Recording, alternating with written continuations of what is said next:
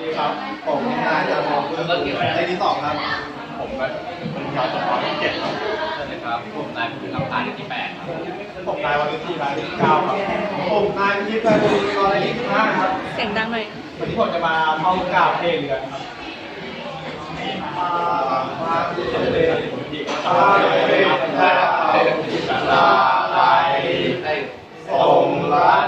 ที่หาชัยอีกแก้วทางของพวกคนไก่แทนแทน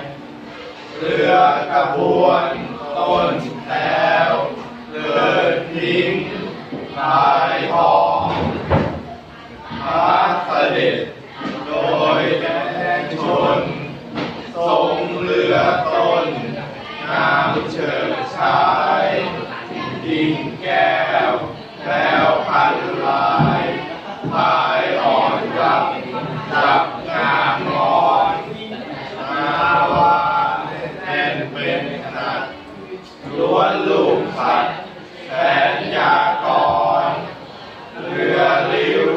ลิ้วทงกรอนสาครลันขันถือคองเรือคุดยุดหน้าคิวลิ้วลอยมาตาพันยองคนพายกายพายทองร้องโหเฮโหเฮมามุกสีกาเนียมพิมานผ่านเมฆามานกองทองรจนา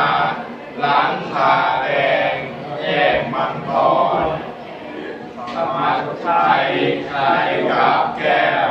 แสงแวววับกับสาครเรียบเรียงผู้จรดังล่อนฟ้ามาแดนดินวันองค์ทรงผู้น้อยงามจดถอยลอยลังสิงเพียงมงทรงโพมิตรลิ้นลาดเลือดตาชมเรือชัยไว้ว่องวิ่งรวดเร็วจริงยังลงเสียงเศร้าเล่าละดมโป่งพายเยินเดินคู่กัน